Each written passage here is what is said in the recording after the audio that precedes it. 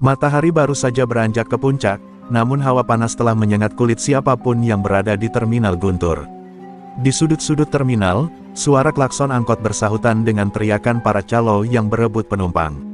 Namun, yang paling mencolok bukanlah keramaian itu, melainkan sekelompok preman yang berdiri di bawah pohon beringin besar, seperti sekawanan serigala lapar yang mengintai mangsanya. Mereka adalah penguasa wilayah, dan nama Gary Gondrong adalah pemimpin yang disebut dengan suara berbisik oleh para pedagang dan sopir. Gary berdiri tegak dengan tatapan tajam, rambut gondrongnya tergerai ditiup angin kotor terminal. Di sampingnya, Benny Codet dan Tigor, tangan kanannya, sigap mengawasi setiap orang yang melintas. Mereka bukan sekadar preman receh, mereka sadis, kejam, dan tanpa ampun bagi siapapun yang menolak membayar uang keamanan. Terminal Guntur bukan lagi sekadar tempat transportasi, ini adalah sarang teror di bawah kendali tangan besi Gary. Seorang pedagang asongan tua mendekat dengan langkah gemetar. "Bang, maaf, dagangan saya hari ini sepi. Saya belum bisa setor," ucapnya pelan. Benny langsung mendorong tubuh renta itu hingga jatuh tersungkur. "Gak peduli, mau lu makan batu," hardiknya sambil menendang keranjang dagangan yang berisi kacang goreng hingga berhamburan. Gary hanya tersenyum tipis. Baginya, kekuasaan bukan sekadar uang, tapi rasa takut yang tertanam di mata orang-orang seperti si pedagang tua itu. Setiap tangisan, setiap wajah memelas, justru membuatnya merasa hidup. Tigor terkekeh, menikmati pemandangan itu seperti tontonan sore hari yang rutin. Namun hari itu, sebuah takdir kelam tengah mendekat. Dari arah utara terminal, muncul seorang pemuda asing. Posturnya tegap namun tak mencolok, mengenakan hoodie abu-abu yang menutupi sebagian wajahnya. Langkah kakinya ringan, matanya tenang, nyaris seperti tak peduli dengan atmosfer mencekam yang melingkupi terminal. Dialah Arga, pemuda yang tanpa sadar melangkah ke sarang macan. Benny Codet melirik dengan tatapan serigala lapar. "Tuh lihat, target baru datang, kayaknya gampang digarap," bisiknya pada Tigor. Mereka tak tahu siapa yang sedang mereka incar. Yang mereka lihat hanyalah pemuda pendiam yang tampak seperti korban empuk, mungkin pendatang yang belum tahu aturan di Terminal Guntur. Gary mengangguk tanpa bicara, isyarat kecil darinya sudah cukup sebagai perintah. Benny dan Tigor segera bergerak mendekati Arga, seperti dua pemburu yang yakin buruannya tak akan melawan. Sementara itu, para pedagang, sopir, dan penumpang hanya bisa menahan nafas, menyaksikan aksi preman-preman yang sudah terlalu lama menguasai hidup mereka. Langit siang terasa makin panas, namun sesungguhnya hawa yang lebih panas tengah menggantung, hawa dari pertemuan maut antara sang penguasa jalanan dan pemuda misterius yang menyimpan badai dalam tubuhnya. Sebuah malam panjang akan segera dimulai di Terminal Guntur. Langkah kaki Arga terhenti ketika dua orang preman, Benny Codet dan Tigor, menghadangnya tepat di jalur masuk angkot. Suasana terminal yang semula ramai mendadak sunyi. Mata para pedagang, sopir, hingga penumpang secara serempak menoleh, menanti apa yang akan terjadi. Mereka tahu, siapapun yang dihampiri Benny dan Tigor, biasanya akan pulang dengan dompet kosong atau badan babak belur. "Heh, bocah, baru ya di sini," suara Benny Codet memecah keheningan. Tatapannya tajam, dengan senyum sinis yang memperlihatkan gigi ompong di bagian samping. Tigor ikut terkekeh, memperlihatkan rantai besi kecil yang melingkar di tangannya, seolah sedang memamerkan ancaman. Arga memandangi mereka berdua dengan tenang. Wajahnya datar, tak menunjukkan rasa takut sedikit pun. "Ada perlu?" tanyanya pelan, nyaris tanpa emosi. Suaranya lembut, tapi justru itulah yang membuat Benny sedikit terusik. Biasanya korban mereka sudah gemetar sejak awal. Benny mencolek dada Arga dengan ujung jarinya. "Kalau mau aman lewat sini, bayar dulu uang keamanan. 100.000 cukup buat pemanasan. Atau, mau yang mahal sekalian?" ancamnya sambil melirik ke arah Tigor yang mulai mengayun-ayunkan rantai. Arga menghela nafas pelan. Ia baru tiba di kota ini, tak ada waktu baginya untuk berurusan dengan sampah jalanan seperti ini. Tapi ia tahu, terkadang diam terlalu lama justru mengundang bahaya yang lebih besar. "Saya tidak punya kewajiban bayar pada orang macam kalian. Mundur sebelum menyesal," ucap Arga, suaranya tetap datar namun mulai terasa dingin. Beberapa penonton menutup mulut, syok mendengar keberanian pemuda itu. Tidak ada orang waras yang berani bicara seperti itu pada Benny Codet. Tigor melangkah maju, wajahnya merah karena tersulut amarah. "Berani banget bacot lu, bocah. Mungkin harus kita kasih pelajaran dulu biar ngerti aturan di sini," serunya lantang. Benny mengangguk dan langsung mencoba menyergap Arga dengan ayunan cepat, mencoba mendaratkan pukulan ke wajahnya. Tapi, dalam sepersekian detik, tubuh Arga bergeser ringan ke samping. Gerakannya presisi, seolah tubuhnya menari mengikuti arah serangan. Sebelum Benny sempat menarik tangannya kembali, sebuah pukulan cepat menghantam ulu hatinya, membuatnya terbungkuk kesakitan. Tigor kaget, tapi belum sempat berpikir panjang, lutut Arga sudah menghantam dagunya dari bawah, membuat tubuh besar itu terpental ke belakang dan tergeletak tak sadarkan diri.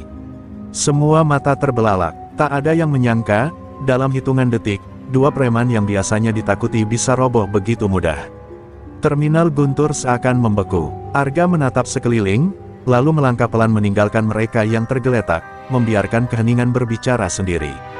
Kabar robohnya Benny Codet dan Tigor oleh seorang pemuda asing menyebar secepat kilat ke seluruh penjuru Terminal Guntur. Para sopir angkot yang tadinya selalu tunduk, kini mulai saling berbisik. Pedagang kaki lima menggeleng-geleng kepala, tak percaya ada yang berani, apalagi berhasil melumpuhkan dua tangan kanan Gary Gondrong dalam hitungan detik. Suasana terminal yang biasanya dikuasai rasa takut, kini dipenuhi bisik-bisik penuh harap. Mungkin, Raja Preman itu akhirnya menemukan lawannya. Di sebuah bangku panjang yang kumuh, Gary Gondrong duduk dengan rokok kretek menyala di tangan. Asap mengepul perlahan dari bibirnya, menandakan pikirannya tengah dipenuhi amarah yang mendidih. Ia sudah mendengar kabar kekalahan anak buahnya dari salah satu calo yang berlari terbirit-birit memberitahu. Mata Gary menyipit, menahan gejolak amarah yang ingin segera dilampiaskan. "Siapa dia?" tanyanya dingin. Salah satu anak buahnya, Tony Koplak, maju dengan wajah pucat. "Belum tahu, Bang. Dia baru nongol tadi. Badannya tegap, gerakannya cepat, kayak pesilat. Tapi benar-benar dingin, Bang." Benny sama Tigor jatuh kayak boneka dipukul badai. Suaranya gemetar saat mengatakannya. Gary menghembuskan asap rokoknya ke udara, lalu menginjak puntungnya dengan sepatu boot hitamnya. "Berarti kita ketemu orang sok jagoan. Tapi semua orang di sini harus tahu, di Terminal Guntur, cuma ada satu raja," ucapnya dengan nada mengancam. Semua anak buahnya yang berkumpul langsung mengangguk, meski di balik wajah mereka terselip rasa gentar. Sementara itu, Arga duduk di warung kopi ujung terminal. Secangkir kopi hitam mengepul di hadapannya. Dia bukan tipe orang yang mencari masalah, apalagi pamer kekuatan. Tapi prinsip hidupnya sederhana, jangan pernah biarkan kejahatan menguasai.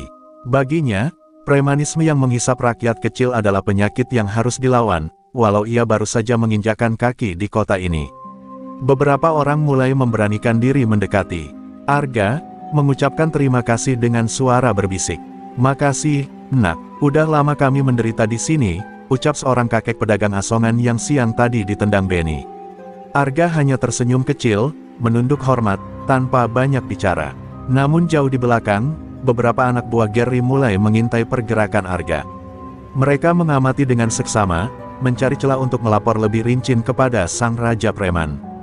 Gary butuh informasi lengkap sebelum ia mengirimkan serangan balik. Baginya, ini bukan lagi sekedar pemalakan.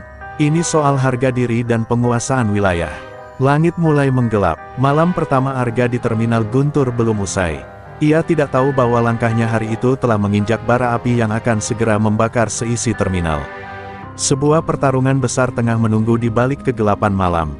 Malam itu, angin terminal bertiup dingin, seolah ikut menyaksikan ketegangan yang semakin menebal. Gary Gondrong tak lagi bisa menahan diri. Harga dirinya diinjak. Ia mengumpulkan 6 anak buahnya yang tersisa, Tony Koplak, Jabrik, Acong Bengkok, Dulwirok, Saman, dan Juki Buntel. Wajah mereka tegang, tak ada yang berani menatap mata pemimpinnya yang penuh bara amarah.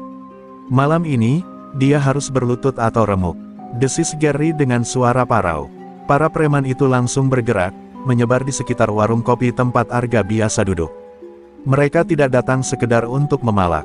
Malam ini, mereka datang membawa dendam. Para pedagang kecil buru-buru menutup lapak, sebagian bersembunyi di balik gerobak, berharap tak terseret dalam badai yang akan terjadi. Arga tetap duduk tenang. Ia sudah sadar sedang dikepung. Ia melihat gerakan mencurigakan sejak beberapa menit lalu. Mata tajamnya menangkap setiap langkah kaki yang mendekat. Tapi tak ada rasa panik di wajahnya. Sebaliknya, sorot matanya semakin dingin, seperti samurai yang siap menebas. Tony Koplak menjadi yang pertama melangkah maju. "Heh, bocah, malam ini nasib lu tamat," teriaknya seraya mengayunkan linggis ke arah Arga.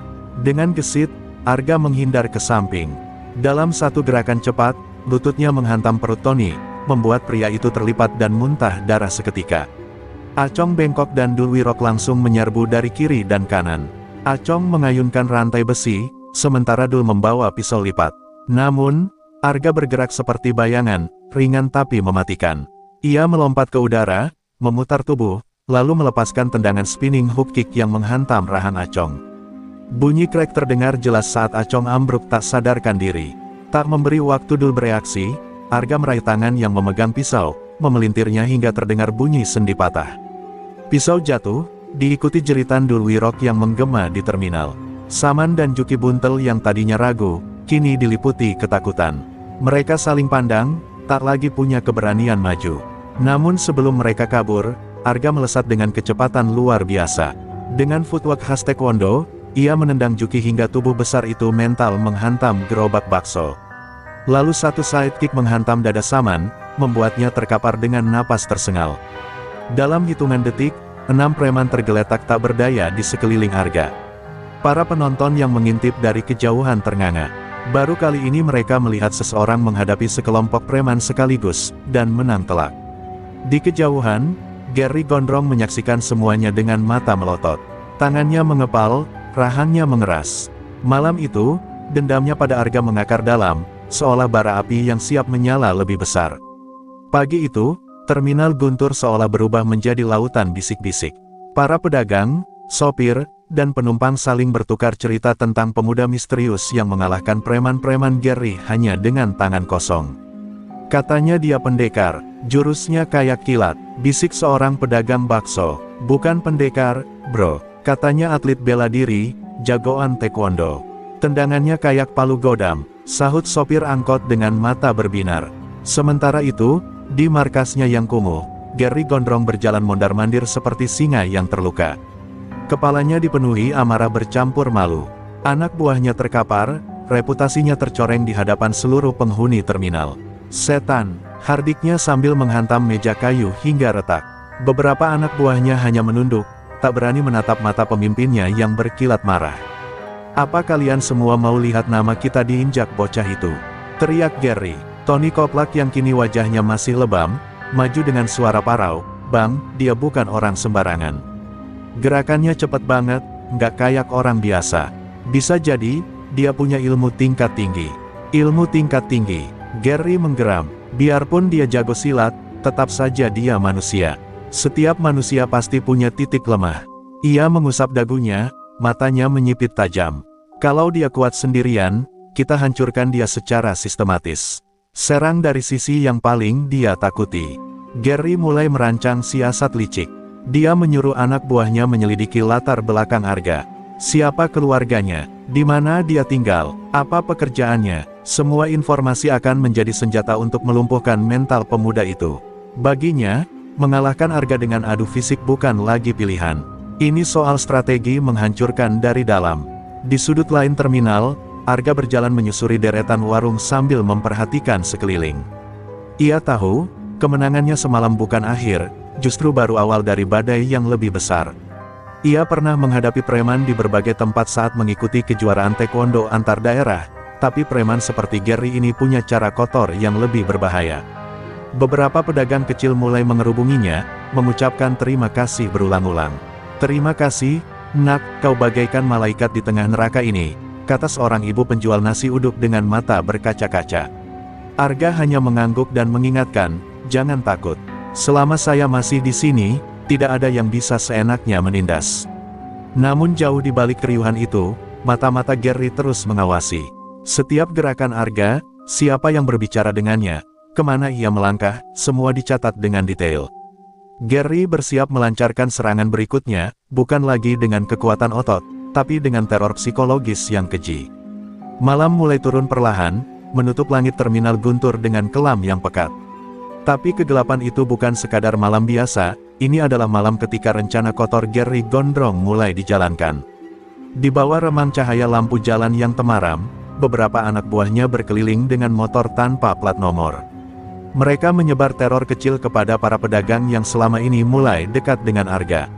Salah satu warung kopi tempat Arga sering duduk dilempari batu, kaca pecah berhamburan. Pemilik warung, Pak Wardi, hanya bisa menunduk ketakutan. "Ini peringatan, jangan sok akrab sama bocah baru itu," teriak salah satu preman sebelum memacu motornya pergi.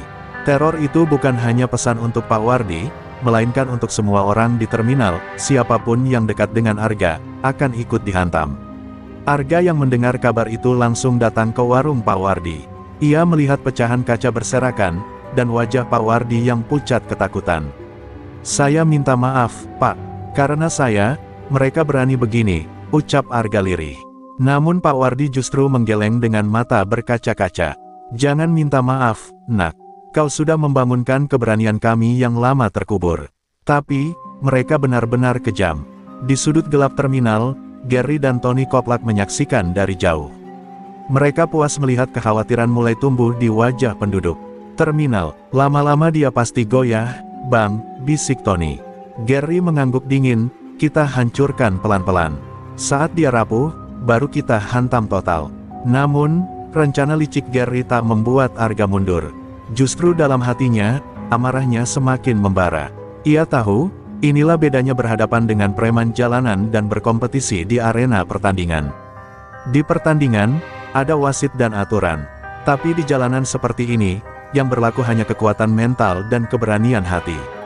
Malam berikutnya, mereka mulai menaikkan level teror. Gerobak dagang dibakar secara diam-diam, dan ancaman lewat pesan gelap mulai disebar, "Pergi dari terminal ini, atau nyawa orang-orang di sekitarmu jadi taruhan." Pesan itu sengaja ditempelkan di pintu penginapan tempat Arga tinggal. Arga membaca pesan itu dengan mata menyala. Ia mengepalkan tangannya erat. "Kalian sudah kelewatan," bisiknya lirih. Malam itu, di bawah cahaya bulan, Arga mulai berlatih kembali di lapangan kosong terminal. Tendangan-tendangan cepat dan presisi mengoyak udara, seolah ia sedang mempersiapkan diri menghadapi badai besar yang sebentar lagi datang. Dan benar saja, jauh di markasnya, Gary Gondrong tengah menyiapkan langkah terakhir. "Kita bawa pasukan penuh. Sekarang waktunya buat dia benar-benar lenyap," ujarnya sambil tersenyum dingin. Perang besar di terminal Guntur sudah di ambang pintu. Subuh baru saja menyingkap langit terminal Guntur, namun suasana mencekam sudah terasa sejak dini hari. Puluhan anak buah Gary Gondrong berkumpul di depan markas mereka. Beberapa membawa pentungan, rantai besi, hingga senjata tajam. Kali ini mereka tidak main-main. "Hari ini, bocah itu tamat," seru Gary dengan suara menggelegar. Sorak-sorai anak buahnya menggema, membangunkan seluruh sudut terminal. Arga sudah menduga ini akan datang. Ketika suara derap kaki preman-preman itu mendekat, ia berdiri di tengah lapangan terbuka terminal, menunggu tanpa gentar. Para pedagang kecil hanya bisa mengintip dari kejauhan, wajah-wajah mereka dipenuhi kecemasan. Mereka tak mampu menolong, namun berharap keajaiban kembali berpihak pada Arga. Gary Gondrong melangkah paling depan, menatap tajam ke arah Arga yang berdiri sendirian. "Kau pikir kau pahlawan? Hah? Hari ini gua pastikan nama lu cuma tinggal kenangan di terminal ini," ucap Gary dengan nada mengejek. Di belakangnya, puluhan preman siap menyerbu kapan saja. Namun Arga tetap tenang. Dengan suara datar ia menjawab, "Bukan aku yang cari masalah, Gary. Tapi kalau kejahatanmu sudah sampai menyakiti orang tak bersalah, maka aku tak akan mundur. Kalau kau mau bertarung, ayo. Tapi jangan bawa mereka, hadapi aku sebagai laki-laki." Tawa Gary menggema. "Hahaha, sok jago. Lu pikir ini arena pertandingan? Di jalanan, yang kuat yang berkuasa." Seketika itu juga, ia memberi aba-aba. "Hajar dia!" Teriakan itu meledak bagaikan bom. Puluhan preman berhamburan maju menerjang Arga. Serangan pertama datang dari 5 orang sekaligus. Tapi Arga, dengan pengalaman taekwondo tingkat nasional, menggerakkan tubuhnya laksana angin. Satu putaran cepat, spinning back kick mendarat telak di dada penyerang pertama, membuatnya mental 2 meter. Dua preman berikutnya dihantam axe kick yang menghujam bahu mereka, membuat mereka langsung tumbang. Namun gelombang serangan terus berdatangan. Arga bergerak lincah di tengah kerumunan, mengandalkan kecepatan kaki dan teknik bertahan yang presisi. Setiap tendangan dilepaskan dengan akurasi sempurna, rahang pecah, rusuk retak, perut terhantam, hingga satu persatu preman mulai bergelimpangan tak berdaya. Gary Gondrong mulai geram. Melihat anak buahnya berguguran, ia pun maju sendiri.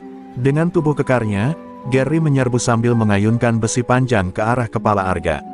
Namun Arga membaca gerakannya dengan tajam, menunduk, menghindar, lalu melepaskan counter kick ke arah dagu Gary, membuat preman itu terpental dan jatuh berlutut. Setelah terpental, Gary Gondrong perlahan bangkit. Darah menetes dari sudut bibirnya, matanya memerah oleh amarah yang membara. Di sekeliling mereka, anak buahnya bergelimpangan, mengerang kesakitan. Terminal Guntur kini menjadi arena duel terakhir. Kau memang hebat, bocah, desis Gary. Tapi kali ini aku yang akan menghabisimu. Arga berdiri tegap, napasnya teratur meski tubuhnya sudah mulai terasa lelah. Matanya tak lepas dari gerak-gerik Gary. Ia tahu, pemimpin preman ini bukan orang sembarangan. Di balik tubuh besarnya, ada kekuatan liar yang bisa meledak kapan saja. Ayo, Gary, jangan banyak bicara, tunjukkan siapa yang benar-benar kuat. Balas Arga dengan suara tegas. Dengan raungan seperti binatang buas, Gary menerjang. Tinju besarnya menghantam ke arah kepala Arga. Namun dengan refleks cepat, Arga mengelak dan melakukan serangan balik.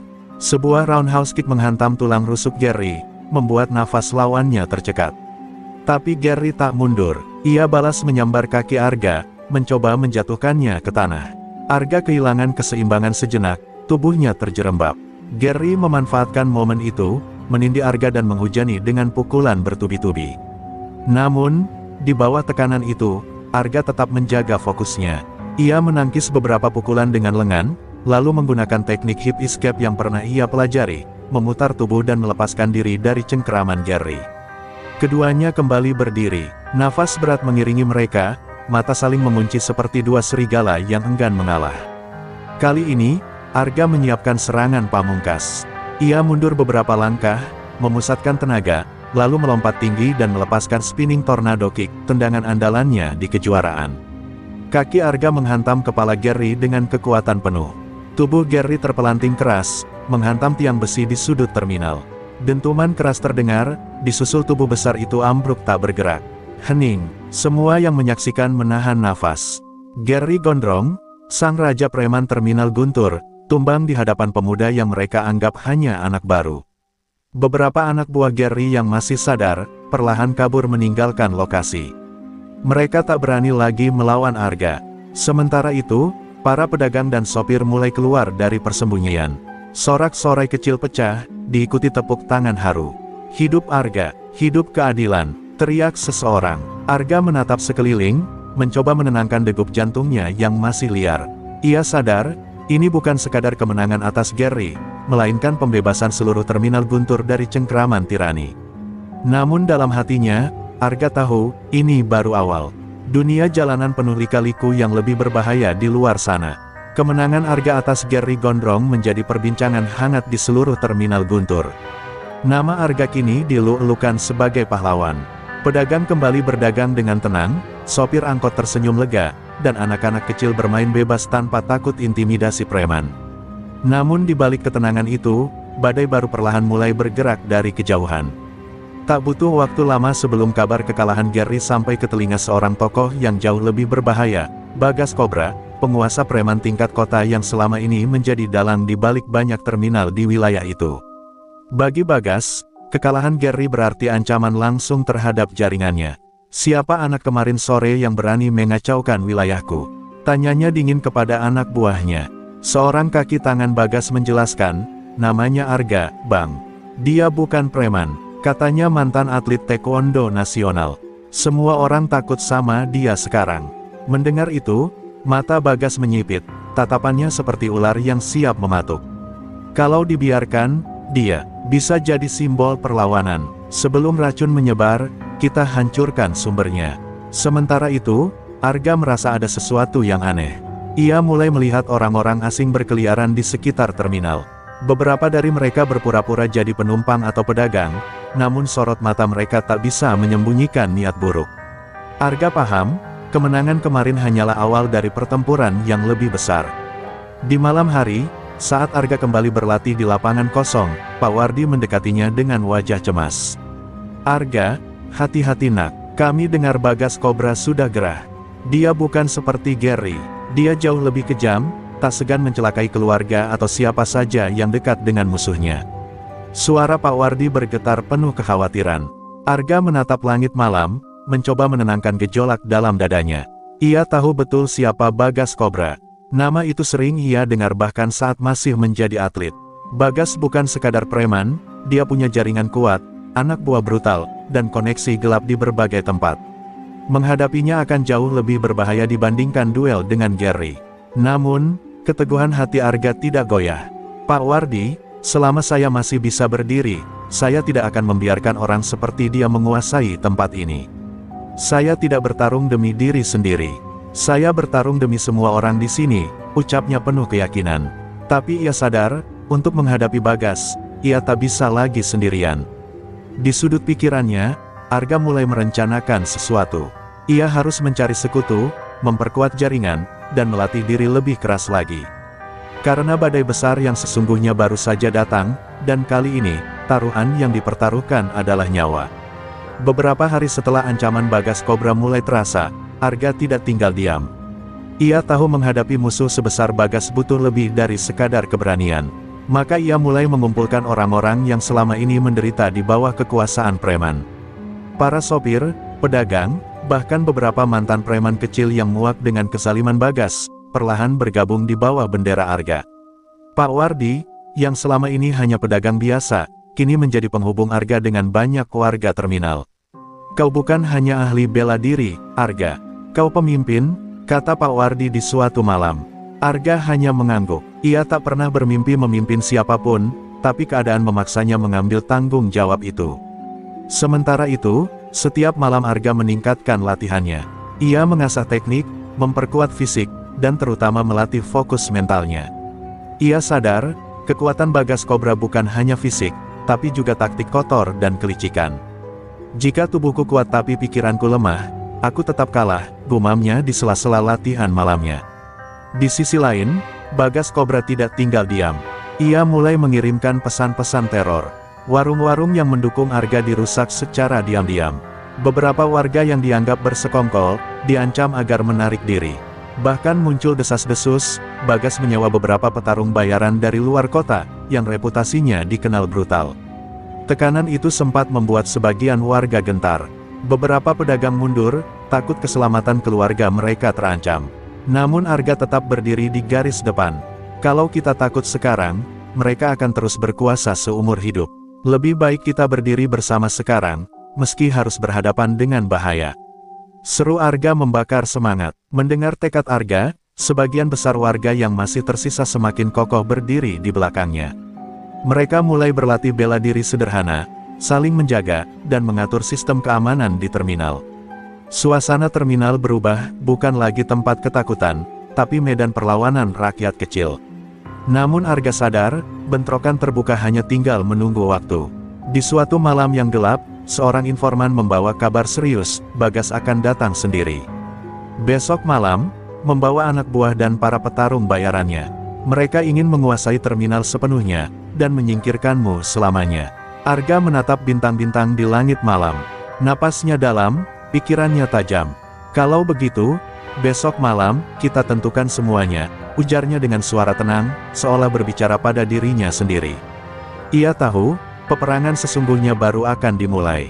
Malam itu, langit terminal guntur gelap gulita. Awan tebal menutupi bulan, seolah semesta ikut menyembunyikan pertanda bahaya yang akan datang. Di sudut-sudut terminal, warga yang setia pada Arga berjaga dengan wajah tegang. Mereka bukan petarung profesional, tapi keberanian mereka kini melampaui rasa takut. Semua mata tertuju ke gerbang utama, tempat di mana badai besar akan datang. Tepat pukul 11 malam, suara deru kendaraan besar terdengar. Belasan mobil van berhenti serentak.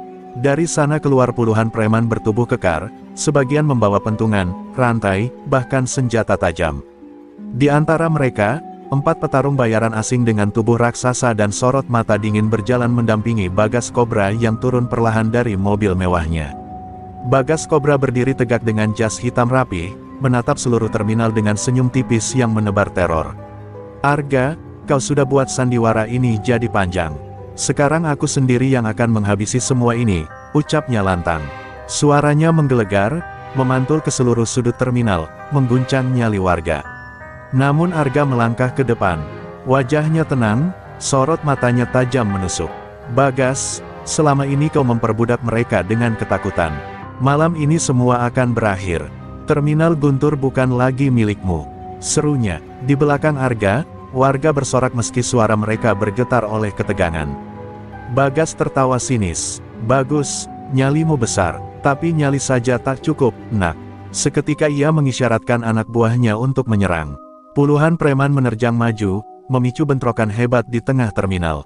Jeritan, suara benturan kayu, logam, dan teriakan kemarahan bercampur menjadi satu, mengubah terminal menjadi medan pertempuran.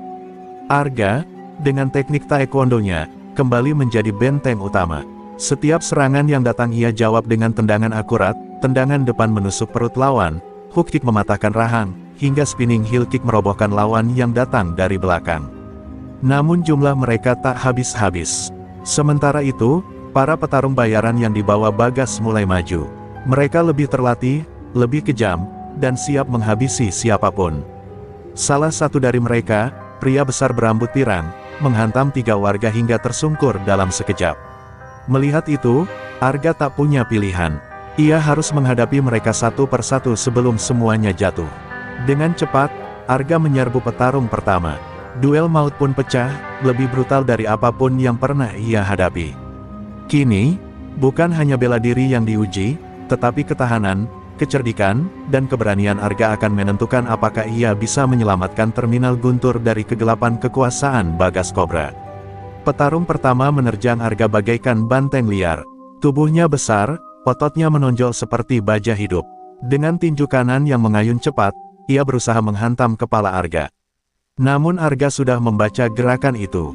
Ia merunduk cepat dan membalas dengan tendangan axe kick dari atas ke bawah, menghantam bahu lawan hingga pria raksasa itu mengerang dan mundur beberapa langkah. Namun, pria besar itu tidak mudah tumbang. Dengan amukan membabi buta, ia kembali maju, mencoba menerkam Arga.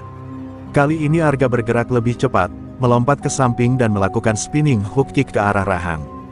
Dentuman keras terdengar saat rahang lawannya berputar miring, dan pria itu pun ambruk mencium tanah, tak sanggup bangkit. Belum sempat menarik napas panjang, petarung kedua sudah meluncur. Pria berkulit gelap dengan kecepatan kilat menghujani Arga dengan serangan low kick bertubi-tubi. Beberapa tendangannya berhasil mengenai paha Arga, membuat kakinya mulai nyeri dan agak goyah. Tapi Arga tetap bertahan, menjaga fokusnya. Ia menunggu celah. Ketika lawan melepaskan tendangan tinggi, Arga dengan cekatan menangkap kakinya dan menarik kuat, membuat tubuh lawan oleng ke depan. Dengan satu hantaman siku ke arah pelipis, lawan kedua langsung jatuh seperti boneka kehilangan tali. Darah mengucur dari pelipisnya, membuat sebagian anak buah Bagas mulai gentar melihat kehebatan Arga. Bagas Kobra yang menyaksikan dari kejauhan mulai geram. Cepat habisi dia, bentaknya pada 2 petarung terakhir yang tersisa. Keduanya, seorang pria Asia bermata tajam dan satu lagi berambut gimbal, menyerbu bersamaan. Kali ini Arga benar-benar dipaksa bertarung mati-matian, menghadapi 2 lawan tangguh sekaligus. Pukulan dan tendangan menghujani Arga dari 2 arah. Beberapa serangan mengenai tubuhnya, membuatnya terpental dan mengerang. Tapi dalam kesakitan, insting bertarungnya tetap tajam. Dengan lompatan akrobatik, ia menghindari serangan simultan, lalu menghajar pria bermata tajam dengan jumping side kick yang menghantam dadanya keras. Tinggal 1 lawan terakhir. Pria berambut gimbal maju dengan gerakan liar seperti penari capoeira. Tendangannya berputar-putar cepat, mencoba mengelabui Arga. Namun di satu putaran fatal, Arga membaca ritme gerakannya. Dengan tendangan counter roundhouse, ia menyambar tepat ke pelipis, membuat pria gimbal itu terhuyung dan jatuh tak sadarkan diri. Arga berdiri terengah-engah di tengah genangan darah dan tubuh-tubuh yang bergelimpangan. Mata warga yang menyaksikan kini penuh kagum, sementara Bagas Kobra perlahan maju sendiri ke tengah arena. "Kau memang kuat, Arga," ujarnya dingin, "tapi kini waktunya aku sendiri yang menghabisimu." Udara malam itu seakan membeku, menanti duel pamungkas 2 pemimpin yang berbeda jalan. Bagas Kobra melangkah pelan ke tengah arena yang kini penuh tubuh anak buahnya yang terkapar. Di tangannya, sebilah pisau melengkung berkilat diterpa lampu terminal. Sorot matanya dingin, penuh dendam. Kau pikir bela dirimu cukup untuk melawan darah jalanan, Arga? Suaranya berat, memecah kesunyian mencekam di antara kerumunan yang membeku. Arga berdiri tegak, tubuhnya penuh luka dan lebam, namun matanya tetap tajam. Aku tak melawan demi kekuasaan, Bagas. Aku melawan demi orang-orang yang sudah kau injak-injak selama bertahun-tahun. Malam ini, semuanya berakhir. Suaranya mantap, meski napasnya mulai memburu. Tanpa aba-aba, Bagas menerjang cepat, mengayunkan pisaunya ke arah dada Arga. Namun Arga mampu melompat ke samping, lalu menghantam Bagas dengan pukulan lurus ke rahangnya. Bagas terhuyung, tapi cepat bangkit dan kembali menyerang, kali ini menusukkan pisaunya secara membabi buta. Beberapa kali ujung pisau nyaris menggores tubuh Arga. Sekali waktu, pisaunya sempat mengiris lengan kiri Arga, membuat darah segar menetes. Namun Arga menahan rasa sakit itu, terus menjaga jarak dan menunggu celah. Ia tahu, satu kesalahan saja, pisau itu akan mengakhiri nyawanya. Bagas semakin beringas, nafsu membunuh membakar akalnya. Ia melompat maju, mencoba menusuk langsung ke jantung Arga. Di detik genting itu, Arga melakukan manuver berbahaya. Ia menangkap pergelangan tangan Bagas dengan teknik kuncian, memelintirnya kuat-kuat hingga pisau terlepas. Suara tulang retak terdengar, membuat Bagas mengerang kesakitan. Tanpa membuang waktu, Arga melepaskan serangan pamungkas. Dengan tendangan spinning heel kick yang sempurna, ia menghantam pelipis Bagas dengan keras. Tubuh Bagas terpelanting jatuh, kepalanya membentur keras lantai beton terminal. Bagas tergeletak, tak sadarkan diri. Darah mengucur dari pelipisnya. Suasana terminal mendadak hening. Semua preman yang tersisa langsung melemparkan senjata mereka dan berlutut ketakutan. Warga yang sejak tadi menahan napas kini bersorak. Mereka berhamburan menghampiri Arga, memeluknya, mengangkatnya ke atas pundak. Malam itu, terminal Guntur resmi terbebas dari tirani Bagas Kobra. Di kejauhan, Pak Wardi menatap Arga dengan mata berkaca-kaca. "Kau penyelamat kami, Nak," bisiknya pelan. Namun di benak Arga, ia tahu perjuangan belum benar-benar usai. Akan selalu ada kejahatan yang tumbuh di sudut kota, tapi malam itu, setidaknya, kebaikan kembali memegang kendali. Malam yang dingin itu akhirnya berakhir. Bagas Kobra terkapar tak berdaya, dan anak buahnya menyerah.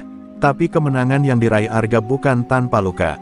Tubuhnya lebam, darah menetes dari luka sayatan di lengannya, napasnya berat.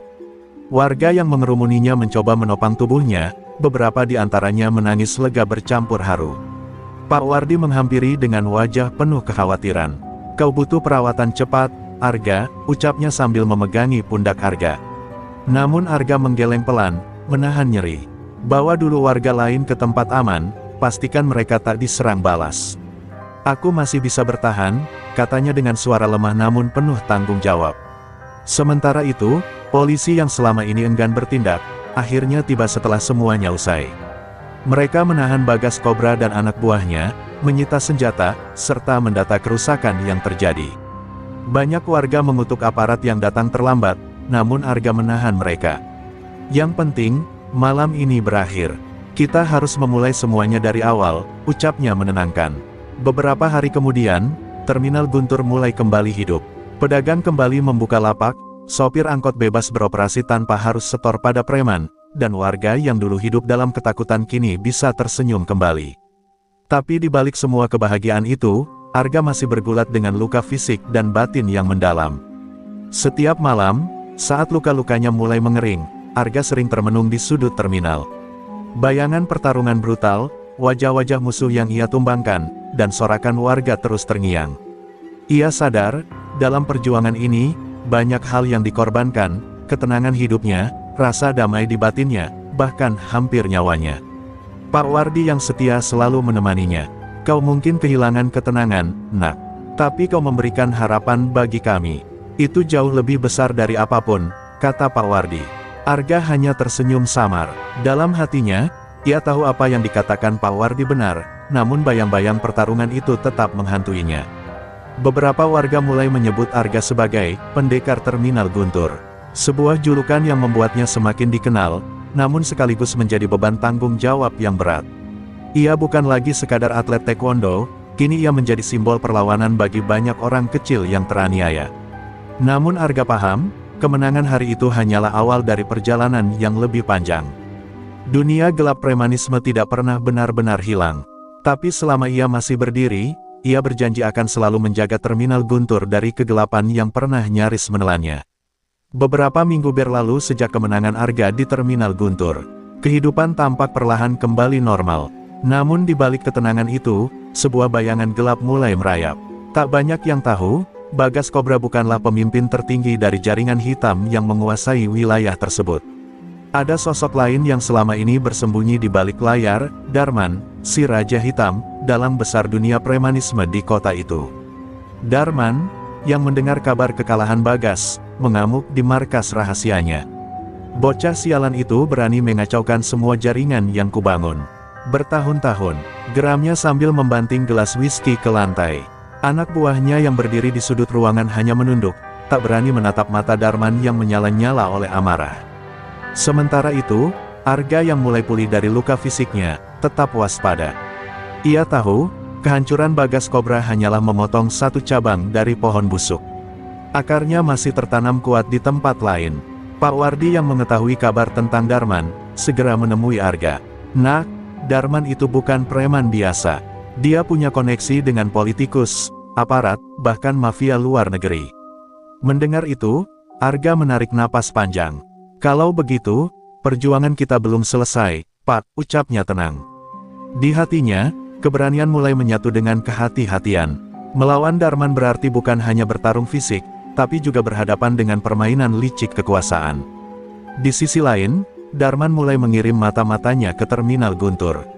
Mereka menyamar sebagai pedagang, sopir angkot, bahkan tukang parkir, mengumpulkan informasi tentang Arga, kekuatannya, kelemahannya, bahkan kebiasaan hariannya. Tanpa disadari, lingkaran pengawasan mulai menjerat Arga perlahan. Suatu malam, ketika Arga sedang berpatroli seorang diri, ia merasa ada yang membuntuti. Nalurinya sebagai petarung langsung siaga. Di lorong gelap dekat gudang tua, 3 orang bertopeng muncul, membawa senjata tumpul. "Salam dari Raja Hitam," ujar salah satu dari mereka dengan suara serak, sebelum langsung menyerang. Dengan refleks tinggi, Arga menghindari serangan pertama dan membalas dengan tendangan keras ke dada salah satu penyerang. Pertarungan singkat terjadi. Meski Arga mampu melumpuhkan mereka, serangan itu menjadi pertanda bahwa Darman sudah mulai bergerak. Ancaman nyata kini bukan lagi sekadar bayangan. Setelah pertarungan, Arga berdiri di bawah lampu jalan yang redup, menatap tubuh-tubuh tak berdaya yang tergeletak. "Darman, kau pikir aku akan gentar?" bisiknya pelan. Namun di balik ketegasannya, Arga tahu, badai yang akan datang jauh lebih besar dari sebelumnya. Hari itu akhirnya tiba. Darman, Raja Hitam, memutuskan untuk mengakhiri perlawanan Arga secara langsung. Malam itu, puluhan anak buahnya bersenjata tajam mengepung terminal Guntur. Sorak-sorai mereka memecah keheningan malam, menciptakan teror bagi warga yang hanya bisa bersembunyi di balik bilik-bilik lapak mereka. Mereka tahu, pertumpahan darah besar akan terjadi. Arga, yang sudah menduga serangan ini, berdiri tegak di tengah terminal. Di belakangnya, Pak Wardi dan beberapa warga berani yang kini menjadi pengikut setianya, mempersiapkan diri. "Malam ini kita tidak hanya melindungi terminal, kita melindungi harga diri kita," seru Arga lantang, membakar semangat mereka. Darman sendiri berjalan maju dengan angkuh, dikelilingi pengawal berbadan besar. "Bocah, aku beri satu kesempatan terakhir. Menyerah, dan kubiarkan kau hidup," ucapnya sambil mengacungkan jari. Namun Arga hanya menatap tajam. "Keadilan tidak bisa dibeli, Darman. Kau sudah cukup lama meracuni kota ini. Sekarang waktumu habis." Pertempuran pecah seketika. Anak buah Darman menyerbu dari berbagai arah. Arga melesat bagai bayangan, menghantam satu persatu lawan dengan teknik taekwondonya yang mematikan. Tendangan memutar, pukulan siku, dan kuncian akurat membuat musuhnya roboh bergelimpangan. Di sudut lain, warga yang dipimpin Pak Wardi bertahan dengan alat seadanya, melawan dengan keberanian yang membara. Namun jumlah musuh terlalu banyak. Beberapa berhasil melukai warga, membuat Arga semakin murka. Dengan segenap tenaga, ia menembus barisan musuh, mengejar Darman yang mulai mundur ke gudang tua di ujung terminal. Pertarungan puncak akhirnya terjadi di dalam gudang berdebu, hanya mereka berdua. Darman, yang ternyata juga memiliki dasar bela diri brutal, melancarkan serangan keras. Tinju besarnya menghantam Arga beberapa kali, membuat bibir Arga pecah dan darah menetes. Namun Arga tidak goyah. Dengan penuh konsentrasi, ia membaca setiap gerakan Darman, hingga akhirnya melihat celah besar. Dengan kombinasi tendangan cepat ke lutut dan pukulan spinning backfist ke rahang, Arga berhasil menjatuhkan Darman ke lantai. Darman berusaha bangkit, tapi Arga mengunci lehernya, menekannya hingga Darman tak mampu bergerak. Semua sudah selesai, Darman. Inilah bayaran untuk semua kejahatanmu, teriak Arga. Polisi yang akhirnya datang, kali ini karena tekanan publik, langsung menangkap Darman dan sisa anak buahnya. Warga bersorak, air mata kebebasan bercucuran. Arga berdiri di tengah kerumunan, tubuhnya babak belur, tapi matanya memancarkan kemenangan. Terminal Guntur akhirnya benar-benar bebas. Dan sang pendekar, Arga, menjadi legenda yang dikenang selamanya.